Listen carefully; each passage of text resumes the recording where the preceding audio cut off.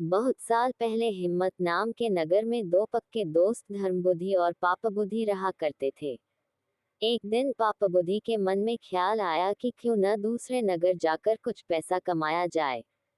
इतना सोचते सोचते पापबुद्धि के मन में हुआ कि वो धर्मबुद्धि को भी साथ लेकर जाएगा, जिससे दोनों खूब सारा पैसा कमाएंगे और फिर लौटते समय वो धर्मबुद्धि से उसका पैसा किसी तरह से हड़प लेगा। अपनी चाल को पूरा करने के लिए उसने धर्मबुद्धि को दूसरे शहर जाने के लिए मना लिया। दोनों अपने नगर से खूब सारा सामान लेकर दूसरे शहर पहुंच गए। कुछ महीनों तक वहीं रहकर धर्मबुद्धि और पापबुद्धि ने सामान को काफी अच्छी कीमत में बेचा। जब दोनों ने अच्छी खासी रकम इकट्ठा कर ली, तो दोनों एक दिन अपने नगर की ओर लौटने लगे। पापबुद्धि अपने दोस्त धर्मबुद्धि को जंगल के रास्ते से लेकर आया। रास्ते पर चलते चलते पापबुद्धि ने धर्मबुद्धि से कहा, मित्र देखो, अगर हम अपने नगर इतना सारा धन लेकर जाते हैं, तो समस्या हो सकती है। चोर इसे चुरा सकते हैं, लोग हमसे जलन का भाव रखने लगेंगे और कुछ उधार भी मांग लेंगे। ऐसे में बेहतर होगा कि हम आधा धन इसी जंगल में छिपा देते हैं। धर्मबुद्धि ने पापबुद्धि की बातों पर यकीन करके धन को छुपाने के लिए हाँ कर दी। पापबुद्धि ने गड्ढा खोदकर धन को जंगल में एक पेड़ के पास छिपा दिया।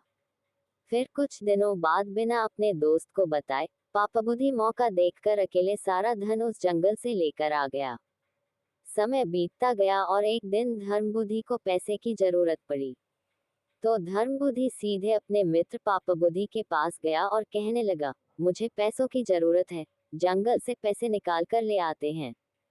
पापबुद्धि राजी हो गया और दोनों जंगल की ओर निकल गए। जैसे ही धर्मबुद्धि ने गड्ढा खोदा, तो वहां पैसा न देखकर चौंक गया। इतने में ही पापबुद्धि ने शोर मचाना शुरू कर दिया और धर्मबुद्धि पर चोरी का आरोप लगाया। हो हल्ला होने के बाद पापबुद्धि न्यायालय पहुंचा। न्यायाधीश ने सारा मामला सुना तो सच्चाई का पता लगाने के लिए अपनी दिव्य शक्ति से परीक्षा लेने का निर्णय लिया। इसके बाद न्यायाधीश ने दोनों को आग में हाथ डालने का आदेश दिया। चतुर पापबुद्धि ने कहा, अग्नि में हाथ डालने की कोई जरूरत नहीं है, खुदवन देव मेरी सच्चाई की गवाही देंगे। न्यायाधीश ने उसकी बात मान ली। धूर्त पापबुद्धि पास के ही एक सूखे पेड़ में छिप गया। जैसे ही न्यायाधीश ने वन देवता से पूछा कि आखिर धन की चोरी किसने की, तो जंगल से आवाज आई, धर्मबुद्धि ने चोरी की है। इतना सुनते ही धर्मबुद्धि ने जिस पेड़ की तरफ से आवाज आई, उसी पेड़ को आग के हवाले कर दिया। आग लगते ही पेड़ से चिल्लाते हुए पापबुद्धि बाहर निकला और झुलसी हालात में सारा सच बयां कर दिया। सच्चाई का पता चलते ही न्यायाधीश ने पापबुद्धि को फांसी की सजा सुना दी और धर्मबुद्धि को उसके पैसे दिलवा दिए। कहानी से सीख, दूसरे के लिए बुरा सोचने वाले के साथ बुरा ही होता है।